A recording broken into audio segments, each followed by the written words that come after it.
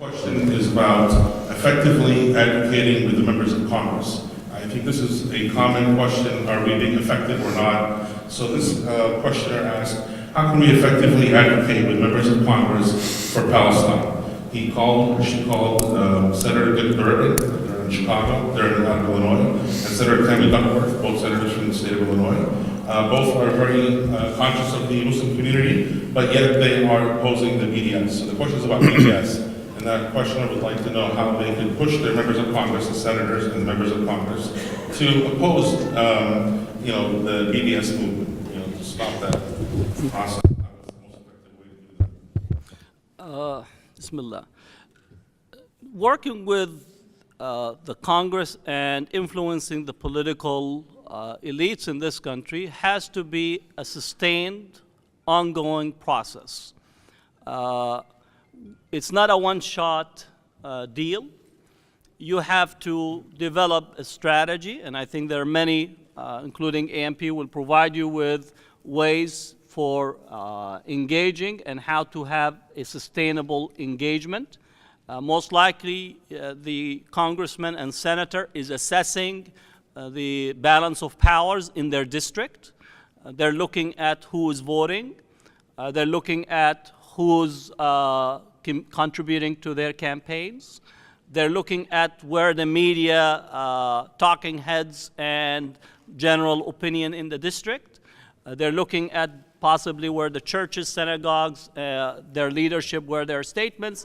So if influencing a congressman and senator, you need to look at where are the centers of powers in their district and be participant and persistent and having thick skin in order for you to engage. Most often they're going to say no, they're going to use all types of language, but you have to be persistent and engage, and to situate yourself also toward election campaigns to make sure that you connect your vote to an agenda. I'm very critical of traditional Muslim political participation, which often is a photo op during elections. So we bring the person, right? We all stand up and take pictures with them. MashaAllah, subhanallah, assalamu alaikum. They like our falafel. The person goes and says assalamu alaikum, and that's it, we lose it, right?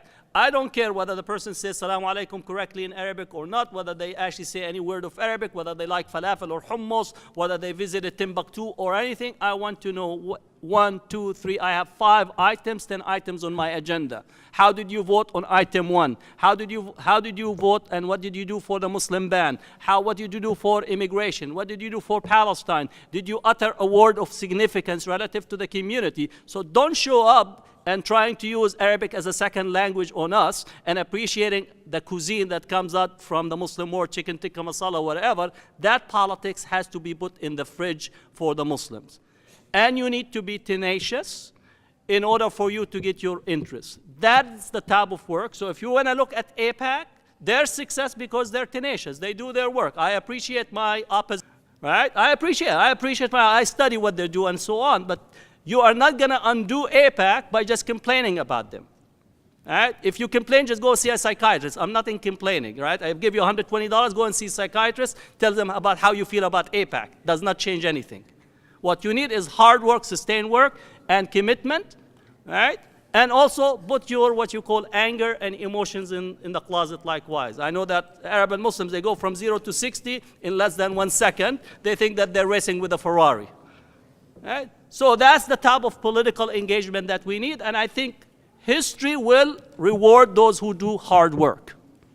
If you don't trust me, just look at the African Americans. They're still doing hard work, and that's how they change history in this country. I just want to add to this. How many college students do we have here? Okay, let me tell you this. For 3 years now, this year is the 4th, inshallah 2018, we've been holding advocacy days for Palestine at Capitol Hill. How many of you participated in one of them? 1, 2, for Palestine? Yeah. Okay, because I don't remember. Okay, let me tell you this. We have our advocacy day, inshallah. It's going to be on March 19th. We will have 2 days of intensive training, 17th and 18th, in Washington, D.C. I will encourage not only the college students, anyone who can make it, to come to the Advocacy Day. Come and speak for Palestine. Come and meet with your representatives, with your senators.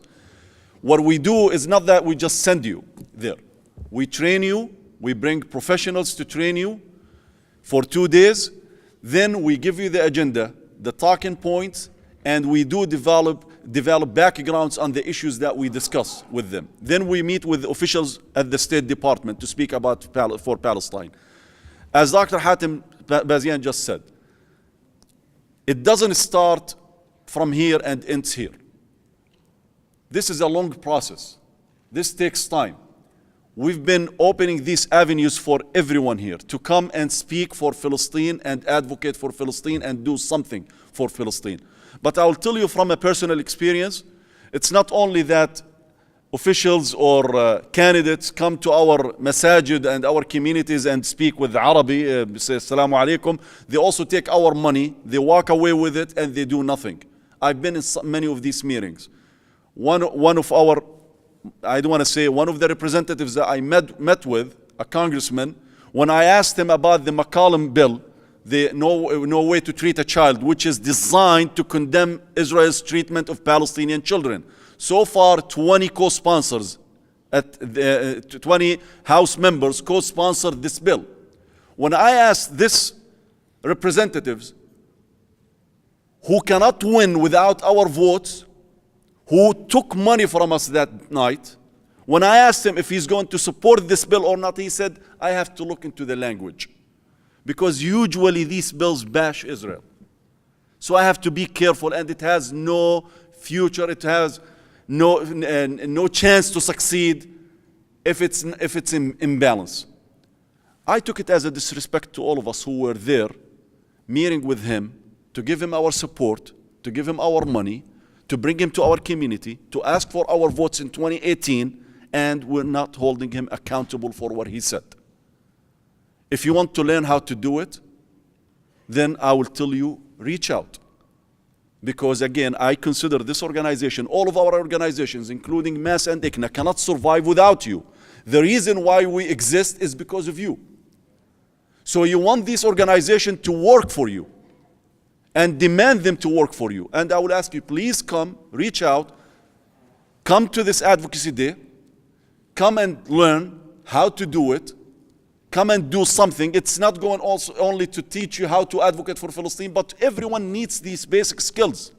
Everyone needs these basic skills. Let's do it, inshallah, Rabbil Alameen. And inshallah, let's continue to speak for Palestine. Can I add one more thing? For those who commit to coming, I want you to do another step. Between now and the Advocacy Day, if you go to your district and your home, I want you to actually call your congressman or congresswoman and see if you could schedule a meeting to specifically address the issue of Jerusalem. Right? So when you go back home, whether if you're in Ohio, Detroit, Milwaukee, make sure to actually pick the phone and schedule a meeting with your congressman. They're going to come in the district and say, I want to speak to you about Jerusalem, and I want to hear your voice and your statement about condemning Trump's movement of the embassy because he's departing from U.S. Standing position. Even if he says no, say, I'll remember this in this upcoming election. And that's all. If you can't make a meeting, make a few phone calls. You, your cousin, your relative, even if you're about to eat your own falafel, just make sure I want to make a falafel call to my congressman, right? You have to have a good sense of humor because it's going to be a long struggle, right? So have a good sense of humor. As you eat your falafel, make a phone call. If you could develop a habit of calling every day, you are really on the road to making an effect and impact, right? So.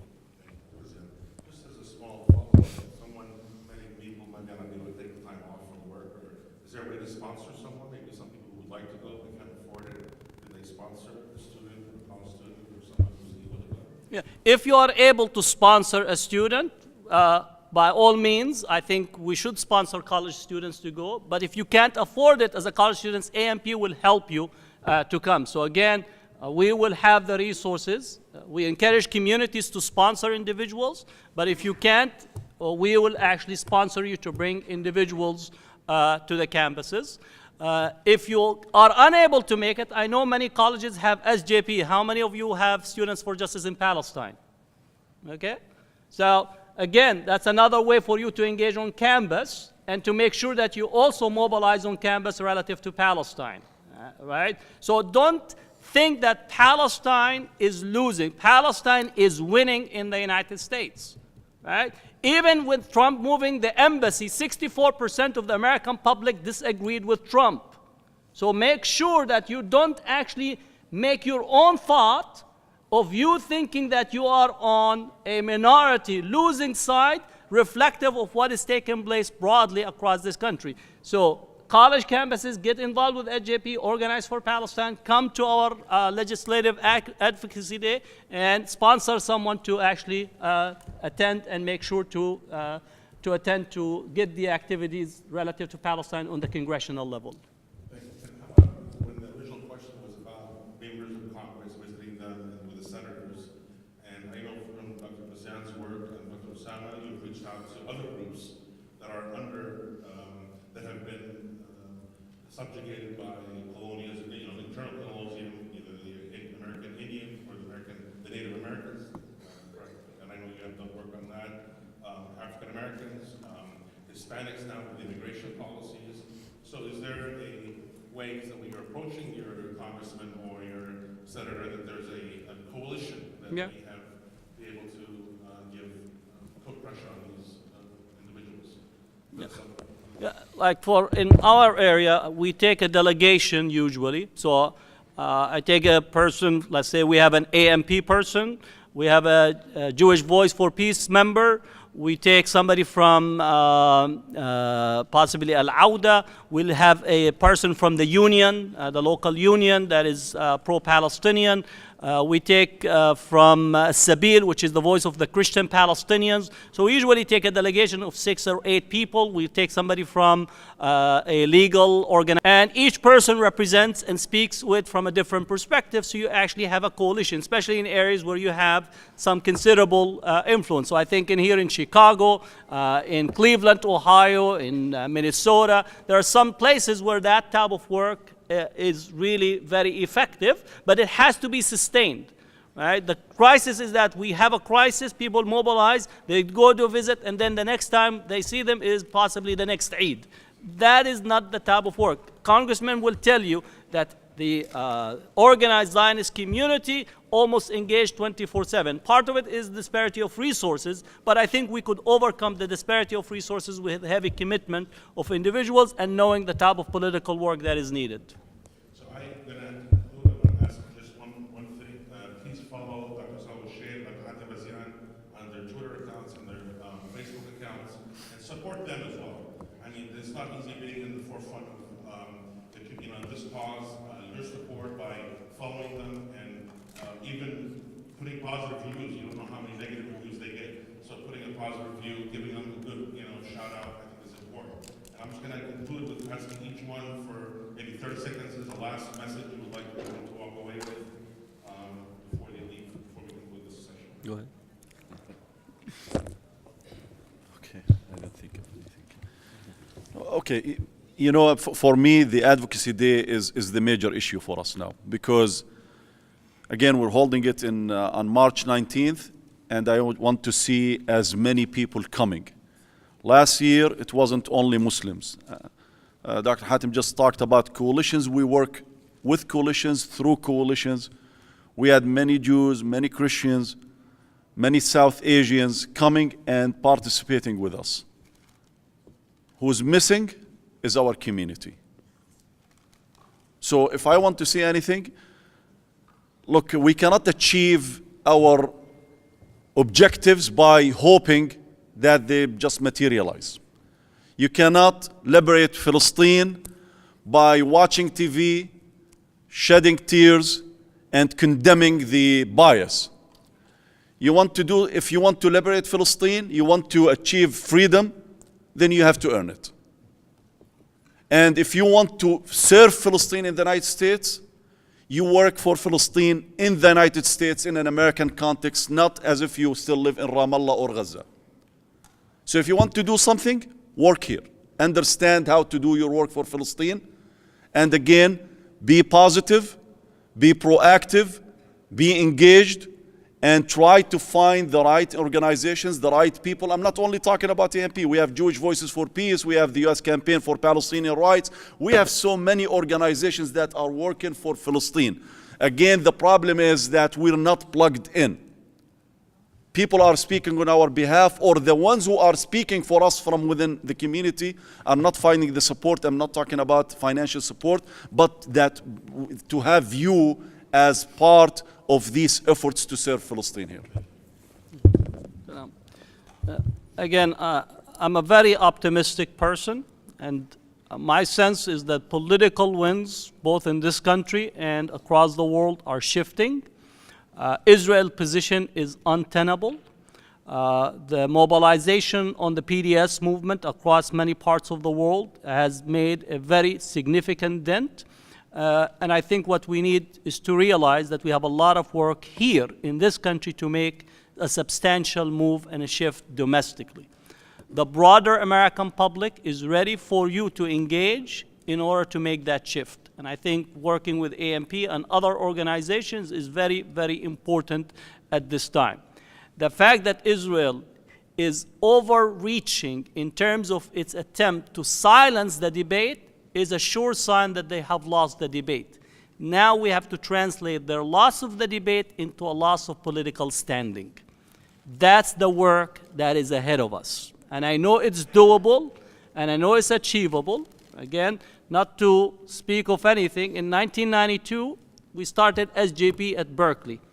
Now we have 200 SJPs around the country, decentralized, with overwhelming majority from across the board, with a large Jewish student population that is opposing Israel and engaging in a very sound human rights advocacy.